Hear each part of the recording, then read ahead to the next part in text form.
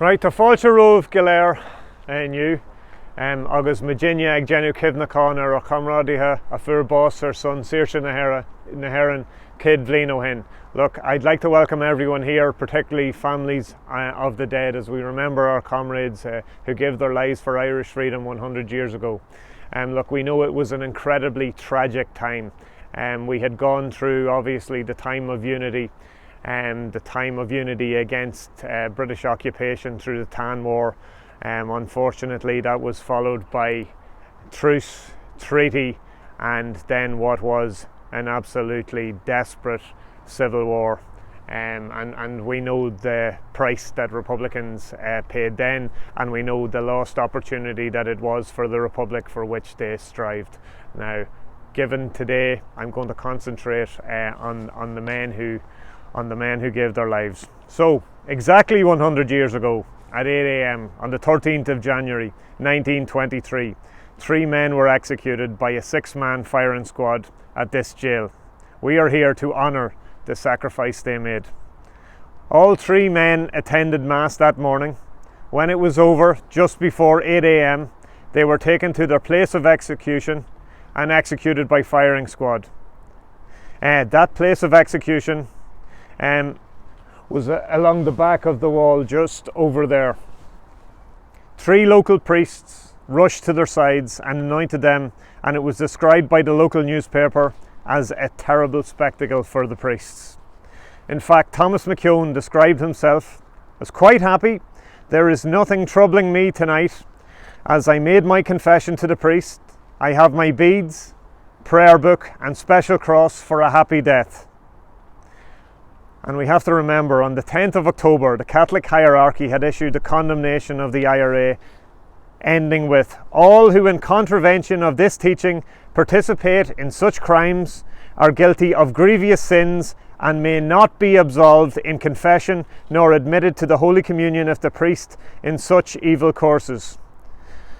So therefore, I think it is vital that we commend the priests for what they did. That was Father Hurson, Father Tohill and Cahill Donlan. And it was vital and it was very important that they offered comfort to the men in their final hours and minutes. The local newspaper, on reporting on the executions, described the news as dreadful and that the people were shocked beyond description. They also pointed out that none of the 3 men were well known in Dundalk, so people would not even have known of their imprisonment. They also pointed out that given the fact that 2 of them were only captured within the past week, it will be seen that nobody had time to know much about it. Thomas McKeown was from Piedmount at Lordship near Riverstown. He was 26 years of age and he had 1 brother.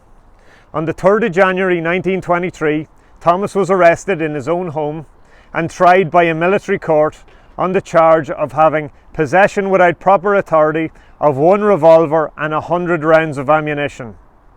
Although that was the charge, the family had a very different version. His father had died at that time, and so he wrote his final letter to his mother on the 4th of January. That letter gives us some insight into how Thomas spent his final night. He would spend it praying and talking to God, and after the Reverend Father McKeown, who was celebrating Mass the next morning in the jail, had got permission for the gas lamp to be kept lit all night, he was able to read his prayer book. He did not intend to go to sleep that night. Thomas appeared to have been at peace with what was going to happen. Within 10 days of being arrested, Thomas had been charged, tried, found guilty and executed by a 6-man firing squad. The family's view of what happened differed from the Free State reports.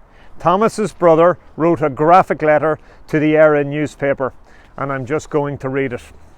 "On the occasion of the murder of my brother in Dundalk jail on the 13th of January, by order of General Mulcahy, the press had the audacity to publish, at the bidding of the officials in Dublin, the lie that in his possession were found a revolver and 100 rounds of ammunition. I can prove beyond doubt he had neither revolver nor ammunition when arrested. The facts are that on January 3rd at 6:30 a.m, the Free State troops entered my mother's house at Piedmount. The occupants were my mother, age 66, two brothers, 32, James 32, Thomas 26, an uncle who was 58, and a nephew, also a boy of 21. My mother is the sole proprietor of land and stock. On entering her house, they arrested her youngest son. In searching the house, they found 2 useless revolvers and 6 rounds of ammunition that did not fit the revolver. They took my brother to Dundalk jail, where he was legally murdered on January 13th for being in possession of a revolver and 100 rounds of ammunition, which was a complete falsehood. When my brother was arrested, he had nothing on but a shirt. He did not occupy the apartment where the revolver or ammunition was found. Then why was the owner of the house not arrested? Simply because there was a motive. Shortly before 8 o'clock on the 13th of January, the 2 men who, along with my brother, to be executed, were put in the allotted places. A band was put around each man's eyes. A firing party of 6 in charge of an officer, presumably 2 for each prisoner. The volley went off. The 2 men fell on their faces. My brother still remaining, ultimately falling on his back, still alive. The officer stepped forward and said to some of the 4 priests in attendance, "That boy is innocent," and then drew his revolver and fired 3 or 4 shots into his head and 1 through his heart. And still the boy lived for 4 minutes until the priest administered the last rites for the dying. I think that gives a notion of not only the callousness of what the Free State was doing, but also they had made a determination to execute Republicans regionally across this state. And as we can see, many of these men were not senior Republicans. The second man to be remembered today is Thomas Murray. Thomas Murray was born in Whitecross, County Armagh, but lived in Navan, County Meath. He was arrested with his comrade, who gave his name as Joseph Murphy. They were captured at Hackball's Cross on the 9th of January 1923. Thomas was tried by military court on the charge of having possession without proper authority of 1 revolver and 6 rounds of ammunition. Thomas Murray left behind his mother and a sister. He had been in the Connacht Rangers and later in the IRA. When the Free State was created, he joined that, but his sympathies were always Republican, so he ended up with the IRA. He and others were court-martialed and sentenced to terms of imprisonment. When his body was finally released to his family over 1 year and 9 months later, he was returned to Navan. We should note that within 4 days of being in possession of the revolver, he had been captured, charged, tried, found guilty, and executed by the 6-man firing squad. The third man we remember today, when arrested, gave the name Joseph Murray. He was arrested along with Thomas Murray at Hackball's Cross. He gave his address as Whitecross in Uri. He was tried by the same military court on the charge of having possession without proper authority of 1 revolver and 12 rounds of ammunition. Like Thomas Murray, within 4 days of being in possession of the revolver, he had been captured, charged, tried, found guilty, and executed. But that isn't the end of his story. On the morning of his execution, perhaps realizing that his family would never know what happened to him, Joseph Murray told people that this was a fictitious name and his true identity was that of John McNulty, and he was in fact from Carromanan in Belixe. An official statement to this effect was released from the Free State headquarters in Dublin and published in the newspaper after his execution had taken place. So with the others, John McNulty was executed by the 6-man firing squad at 8 a.m. on the morning of the 13th of January 1923.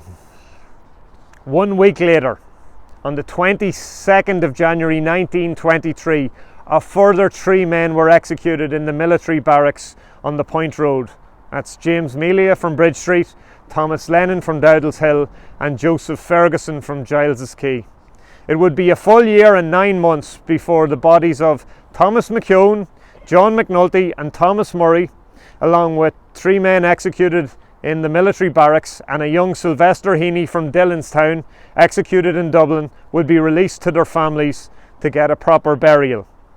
On the 28th of October, the remains of all 6 men were laid out in the Labourers' Hall, which is now the site of the Credit Union on Market Street. They were joined by Sylvester Heaney the next day. On the Thursday morning, Mass was offered up in St Patrick's in front of a large congregation. Thomas Murray's remains were returned to his native town of Navan. That afternoon, the other 5 volunteers, together with Sylvester Heaney, then made their way out to Dowdall's Hill Cemetery to their final resting place in the Republican plot. And even there, the Free State showed its callousness, and we had what amounted to a riot and firing taking place as there was an attempt by the Free Staters to arrest the firing party. We will now be going out to lay a wreath at their grave. We will be holding a similar remembrance ceremony on the 22nd of January to mark the centenary of James Melia, Thomas Lennon and Joseph Ferguson, and I would invite you all to join us. As I say, this was an incredibly difficult time for Republicans, particularly for those families, and we have to remember the families and the individual pain that was brought upon them by an absolutely callous Free State. And unfortunately, what we were left with was 2 states, 2 very conservative states, a sectarian state in the north and a state here. And we have had 100 years where there has been a failure to deliver for the people. I think we must remember that these men fought and strived for an Irish Republic, and that's an Irish Republic that is better than what we have had over the last 100 years. So it is vital that we continue the struggle and we can deliver upon what these men died for. So Guramayaguv Galer.